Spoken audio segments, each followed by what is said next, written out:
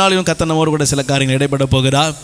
தன் சிலுவையின் மரணத்தை அடைவதற்கு அவர் எல்லாவற்றையும் நேர்த்தியாக ஒழுங்குங்கரமாக செய்து முடித்தார்.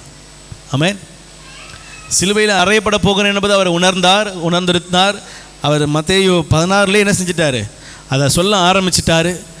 26, 27 வரும்போது தான், எருசலேமை நோக்கி பயணப்படும் போது தான் சில காரியங்கள் எல்லாம் வெளிப்படையாக பேசுகிறார். அங்கே அவருடைய ஒவ்வொரு காரியமும், எருசலேமுக்கு அவர் போகிற பயணமாக இருக்கட்டும், கழுதைக்குட்டியை அவுக்கிறதா இருக்கட்டும், கீழே பாய் அந்த ஓலையை விரிக்கிறதா இருக்கட்டும், இன்னும் அநேக காரியங்களாக இருக்கட்டும், எல்லாம் தீர்க்க தரிசனம் நிறைவேறும்படி அதை செய்தார். தீர்க்க தரிசனம் நிறைவேறும்படி இதை செய்தார். தீர்க்க தரிசனம் நிறைவேறும்படி இதை செய்தார். இது எல்லாம் ஒவ்வொரு காரியத்தை நிறைவேற்றி அதை நிறைவேற்றும்படியாக என்ன செய்தார், அதை ஒழுங்கும் கிரமமாக செய்கிறார். ஆமென். இப்போது ஓட்டப்பந்தயத்தில் ஒருவன் ஓடுவானால் அவன் என்ன செய்யணுமா, ஒழுங்கும்படி ஓடணும். இப்போ அவனுக்கு ஒவ்வொரு ட்ராக் கொடுக்கப்பட்டிருக்கும். 6 ட்ராக் 7 ட்ராக் இருக்குன்னா அந்த 7 ட்ராக்கில் 7 பேர் நிற்கிறான்னா 7 பேரும் அவனவன் ட்ராக்கில் என்ன செய்யணும், ஓடணும். இவன் ட்ராக்கை விட்டுட்டு அவன் ட்ராக்கு போனான்னா அவன் யார், அவன் அன்ஃபிட், அவன் தான் வெளியே என்ன செஞ்சிருவாங்க. இப்போ ஆண்டவர் சொல்கிறாரு, ஒவ்வொருத்தருக்கும் என்ன செஞ்சுருக்கிறேன், ஒவ்வொரு காரியத்தை வைச்சிருக்கிறேன். இங்கே ஆண்டவர் சொல்கிறாரு, நான் ஒவ்வொருவருக்கும் ஒவ்வொரு காரியத்தை நியமித்து வைத்திருக்கிறேன். எனக்கும் ஒரு காரியம் என்ன செஞ்சது, நியமிக்கப்பட்டிருந்தது. என்னது, இப்படித்தான் ஓடி என்ன செய்யணும், என் ஓட்டத்தை, என்னுடைய சிலுவை மரணத்தை நான் நிறைவேற்றணும். தீர்க்க தரிசனமாக இருக்க சொல்லப்பட்ட எல்லா வார்த்தையும் என்ன செய்யணும், நிறைவேற்றணும். அதை ஒழுங்குங்கிறவமாக என்ன செய்கிறார், என் தேவன் நிறைவேற்ற முடிக்கிறவராக இருந்தார். அல்லேலூயா. இப்போ ஒருவன் தோக்கணும் அப்படின்னு முடிவு பண்ணிட்டா என்ன செய்யலாம், எப்படி வேணா. இப்போ நீ ஓடுறப்பா, ஒரு ஓட்டப்பந்தயம் நடக்குது, நீ ஓடுறப்பா, நீ ஓடும்போது நீ எப்படி தான் ஓடி ஜெயித்தாலும் எப்படி தான் ஓடி தோத்தாலும் உனக்கு ஒன்றும் கிடையாது. நீ சும்மா தான் என்ன செய்யணும், போகணும் அப்படின்னு சொல்லியாச்சுன்னா அவன் எப்படி ஓடுவான், கொஞ்ச நேரம் நிற்பான், ஸ்டேஜ் தெரியும் பார்ப்பான், ஓடணுமான்னு கேட்பான், அப்புறம் என்ன செய்வான், கொஞ்சம் தூரம் நடப்பான், அப்போ கொஞ்சம் தூரம் ஓடுவான். இல்லை ஒன்றுமே இல்லைன்னா செஞ்சிருவான். ஏன், ஒன்றுமே இல்லைன்னு தெரிஞ்சுட்டா என்ன செய்ய மாட்டான் யாரும் அதுக்காக பிரயாசப்படாமல். இப்போ நீங்கள் வேலைக்கு போகிறீங்க, சம்பளமே இல்லை, சும்மா போய்டுவீங்களா? நீங்கள் இன்று உழைத்த உழைப்பிற்கு உங்களுக்கு வெகுமதி 0 அப்படின்னா அவனை மேலே இங்கே என்ன செய்வீங்க, பார்க்கறது மட்டும் இல்லை, அவன் வாழ்க்கையில் மறக்க முடியாத அளவுக்கு 4 கேள்விகளை கேட்டுவிட்டு, இதற்காகவா நான் வந்தேன். அல்லேலூயா. கவனிங்க, நான் படுகிற பிரயாசங்கள் எல்லாம் கர்த்தர் எனக்கு கொடுத்தது. நான் இந்த பிரயாசத்தை வச்சு நான் ஒரு வேலை செஞ்சு என்ன செய்கிறேன், சம்பாதிக்கிறேன். இல்லை அந்த வேலைக்கு பலன் இல்லைன்னா என்ன செய்கிறேன்னா கோவப்படுறேன், சில காரியங்களில் நான் கஷ்டப்படுறேன், இல்லை ஏதோ ஒரு விதத்தில் நான் என்ன செய்கிறேன், டிஸ்டர்ப் ஆகிறேன். எனக்கே இப்படி இருக்குமானா அவர் உங்களுக்காக, எனக்காக, இந்த உலகத்தில் இருக்கிற ஒவ்வொரு மனிதனுக்காக தன் ஜீவனை கொடுக்கணும். அப்போ எவ்வளவு நேர்த்தியாக ஓடணும், அவர் எவ்வளவு நேர்த்தியாக காரியங்களை செய்யணும். சிலுவை மரணத்தில் அவர் அடிக்கப்படும் போது அவரை கையில் விலங்கு போட்டு இழுத்துட்டு போகிறாங்களா, அப்போ இருந்து அவருடைய வேதனை ஆரம்பிக்கலை. அவருடைய சூழ்நிலை எங்கே ஆரம்பிக்குது தெரியுமா, 30 வயதில் அவர் உள்ளே வராரு பாருங்க, அங்கிருந்தே அவருடைய சிலுவை காரியங்கள் செய்து ஆரம்பமாகிறது. அந்த சிலுவையை அவர் டார்கெட்டாக வச்சு தான் இங்கே என்ன செய்கிறாரு, அங்கே போகணுன்னா நான் இத்தனை ஒழுங்குகளுக்குள்ள என்ன செய்யணும், போகணும். இவ்வளவு காரியங்களை நான் கடந்து போகணும், இவ்வளவு காரியங்களை நான் இப்படி தான் நடக்கணும். நான் எனக்கு இது வாய்ப்பே இருந்தாலும், நான் இப்படி போகிறதுக்கு எனக்கு எல்லா தகுதியும் எல்லா வழியும் திறந்திருந்தாலும் நான் இப்படி தான் என்ன செய்யணும், போகணும். அல்லேலூயா. ஒரு வாட்டி போய் ஆண்டவர்கிட்ட கேட்குறாரு, ஆண்டவரே நான் இப்படி போயிடவா, உனக்கு சித்தமானால் இந்த பாத்திரம் என்னை விட்டு, ஒரு வாட்டி இல்லை 3 வாட்டி போய் கேட்டாராம். அல்லேலூயா. பாதை திறந்துருக்குது. அவர் நினச்சா என்ன செஞ்சிடலாம், கல்லுகளை அப்பமாக்கி திங்க முடியும், நினச்சா மேலேருந்து கீழே குதித்து பறக்க முடியும். கடலை நடந்தவருக்கு தேவாலயத்துக்கு உப்பறதுலேருந்து கீழே குதிக்க முடியாதா? இவை எல்லாவற்றையும் அவரால் நிறைவேற்ற முடியும். ஆனால் என்ன செய்ய மாட்டார், அவருக்குன்னு ஒரு ஒழுங்கு. அவர் சிலுவையில் போய் சேர்வதற்கு, அவர் ஒரு வாட்டி கல்லை அப்பமாக்கி தின்றிருந்தா கூட என்ன செய்ய முடியாது, சிலுவைக்கு போயிருக்க முடியாது. ஆமென். அவர் எல்லாவற்றிலும் நேர்த்தியாக நடக்கணும், நேர்த்தியாக நடக்கணும். ஒவ்வொரு அணுவும், ஒவ்வொரு நடையும், ஒவ்வொரு ஸ்டெப்பும் அவர் நமக்காக யோசித்து யோசித்து யோசித்து ஒழுங்கை நிறைவேற்றி, தீர்க்க தரிசனத்தை நிறைவேற்றி, உங்களுக்காக எனக்காக செய்ய வேண்டிய எல்லா காரியங்களையும் நிறைவேற்றி சிலுவை மரணத்துக்கு நேராய் கடந்து சென்றார். அல்லேலூயா. நீங்களும் நானும் பெற்றிருக்கிற விடுதலை சும்மா சாதாரணமாக வந்த, ஆமென், 40 நாள் அகிம்சா வாதம் பண்ணி பெற்ற விடுதலை, அதெல்லாம் ரொம்ப சாதாரண. அல்லேலூயா. ஆமென். அப்போ இல்லைனாலும் எப்பயாவது ஒரு வாட்டி என்ன செஞ்சுருக்கலாம், விடுதலை கிடைச்சிருக்கலாம். ஆனால் பாவத்திலிருந்து விடுதலை உங்களுக்காக எனக்காக கிறிஸ்து ஒருவர் மரிக்காவிட்டால், அவர் ஒழுங்கின்படி ஓடி மரிக்காவிட்டால் என்ன செஞ்சிருக்காது, நமக்கு வந்து சேர்ந்திருக்காது. அல்லேலூயா, ஆமென். கர்த்தர் நல்லவர். உபாகமத்தின் புஸ்தகம் 6ஆம் அதிகாரம் 5ஆம் வசனம். நீ உன் தேவனாகிய கர்த்தரிடத்தில் உன் முழு இருதயத்தோடும் உன் முழு ஆத்துமாவோடும் உன் முழு பலத்தோடும் அன்பு கூர்வாயாக. அல்லேலூயா. இவ்வளவு நேர்த்தியா எல்லாவற்றையும் எனக்காக செய்து ஜீவனை விட்டு 3ஆம் நாள் உயிரோடு எழுந்த கிறிஸ்து உங்களிடத்தில் என்னிடத்தில் எதிர்பார்க்கிற காரியம், வாஸ்த வசனம் யாருக்கும் ஞாபகம் இருக்கா? முழு மனதோடும் முழு இருதயத்தோடும் ஒரு முழு ஆத்மாவோடும் அன்பு கூறுவாயாக. ஆமென். இப்போ நீங்கள் எல்லாம் அவர் மேலே அன்பு கூர்ந்ததுனால நீங்கள் வந்திருக்கிறீங்க. உங்கள் முழு பலத்தால் வண்டி ஓட்டியோ பைக் மிதிச்சோ சைக்கிள் மிதிச்சோ நடந்தோ என்ன செஞ்சுருக்கிறீங்க, இங்கே வந்திருக்கிறீங்க. உங்கள் முழு இருதயத்தோடு என்ன செஞ்சுருக்கிறீங்க? அல்லேலூயா.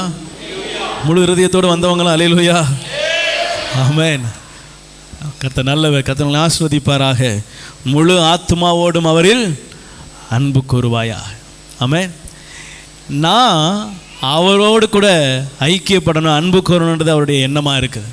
அவர் எனக்காக எல்லாவற்றையும் என்ன செஞ்சிட்டார், நேர்த்தியாக செய்து முடித்திருக்கிறார். ஆமென். உங்களுக்காக எனக்காக எல்லாவற்றையும் என்ன செஞ்சிருக்கிறார், நேர்த்தியாக ஒரு குறையும் வைக்காம எல்லாவற்றையும் நேர்த்தியாக செய்து சிலுவையின் முடிவு பரியந்தம், அதாவது மரண பரியந்தம் தன்னை தாழ்த்தி எல்லாவற்றையும் நேர்த்த என்ன செய்தார், முடித்தார். அப்படி முடித்தவர் நம்மிடத்தில் எதிர்பார்க்கிற என்ன தெரியுமா? என்னிடத்தில் அன்பு கூறுங்க. நான் உங்களிடத்தில் அன்பு கூர்ந்ததுக்கு அடையாளம் தான் சிலுவையின் மரணம். நான் உங்களிடத்தில் அன்பு கூர்ந்ததுக்கு அடையாளம் தான் இந்த நான் செய்த தீர்க்கதரிசனம் நிறைவேற்றின காரியங்கள். என்னை பிசாசு அநேக இடத்துல கிறிஸ்துவையே என்ன செய்கிறான், திசை திருப்ப முயற்சித்த போது என்ன செய்யலை, நான் உங்களையும் உங்களுடைய எதிர்காலத்தையும் யோசித்து நேசித்து என்ன செய்யலை, அந்த ஒழுங்கிலிருந்து நான் ஒரு நாளும் மாறலை. நான் உங்களை அதிகமாக நேசித்ததுனால இது எல்லாவற்றையும் நேர்த்தியாக செய்தேன். நீங்கள் என்னை நேசிப்பீர்களானால் உங்கள் முழு இருதயத்தோடு முழு மனதோடு முழு ஆத்மாவோடு முழு பலத்தோடு என்ன செய்வாயாக, அன்பு கூறுவாயாக. அல்லேலூயா. இன்னொரு வசனத்தை வாசிக்கலாமே. உபாகமம் 7ஆம் அதிகாரம் 7ஆம் வசனம். சகல ஜனங்களிலும் நீங்கள் திரட்சியான ஜனம் என்று உங்களை அவர் என்ன செய்யலையா, கர்த்தர் உங்கள் பேரில் அன்பு வைத்து உங்களை தெரிந்து கொள்ளவில்லை. அல்லேலூயா. பாருங்க, கவனிங்க, வசனம் கவனிங்க. உங்களை தெரிந்து கொள்ளவில்லை. எப்படி தெரிந்து கொள்ளவில்லை? நீங்கள் திரட்சியான ஜனம், நான் ரொம்ப திறமையான ஆள், நான் ரொம்ப பலனுள்ள ஆள், நான் ரொம்ப பெரிய கூட்டமாக இருக்கிறேன் அப்படின்னு சொல்லி என்ன செய்யலை. என்ன வசனம் கடைசியாக முடியுது, நீங்கள் சகல ஜனங்களிலும் கொஞ்சமாக இருந்தீங்க. ஆமென். எளியவனாக இருந்தோம், ரொம்ப கீழே என்ன செஞ்சோம் இருந்தோம். உங்களையும் என்னையும் தான் அவர் என்ன செய்தார், நேசித்தார், தெரிந்து கொண்டார். அல்லேலூயா.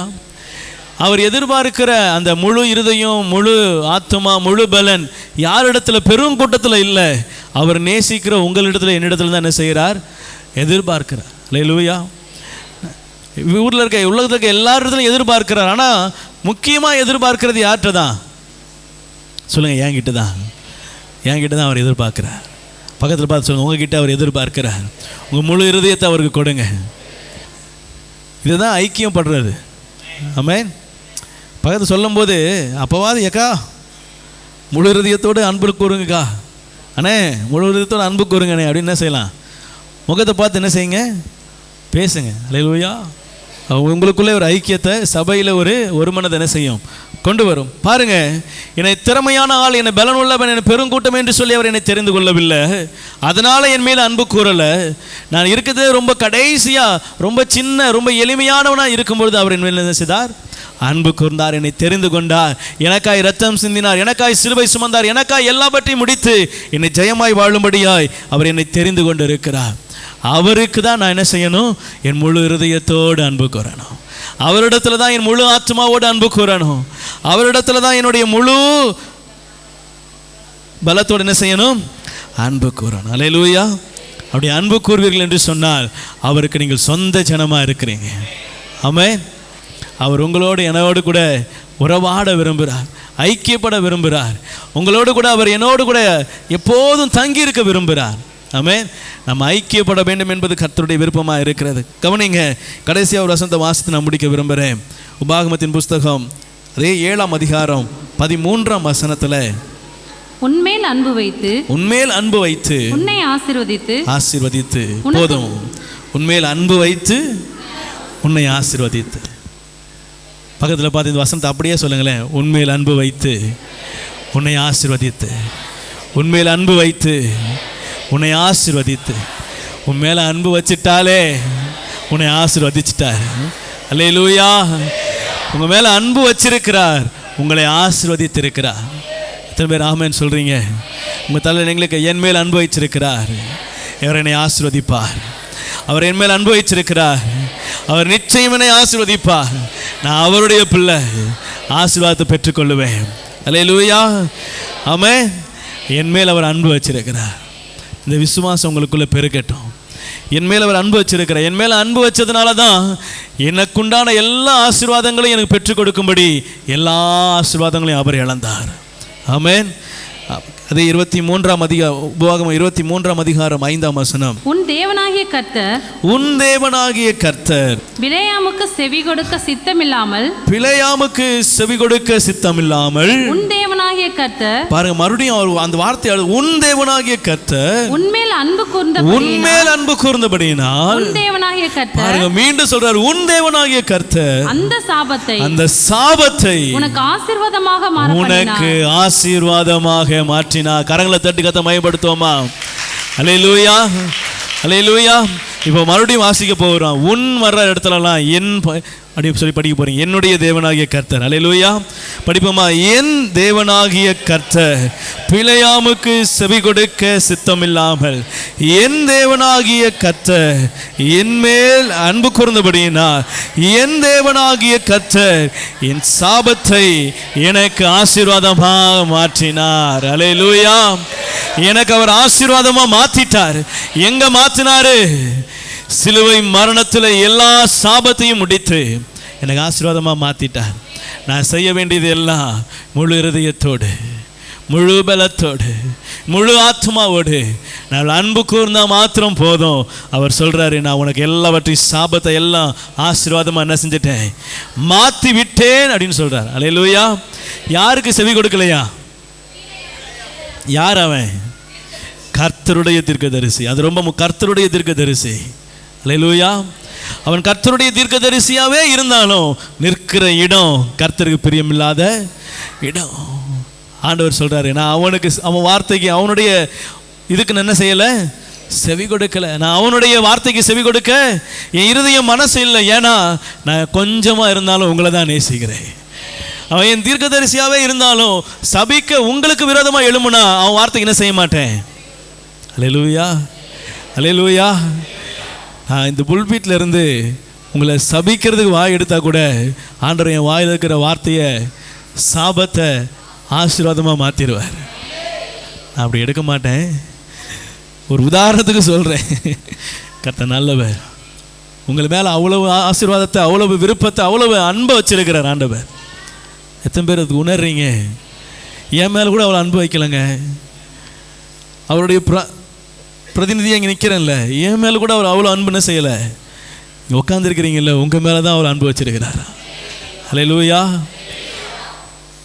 என் நாவில் உங்கள் ஆசீர்வாதத்தை குறித்து தான் என்ன செய்கிறாரு, பேசுகிறாரு.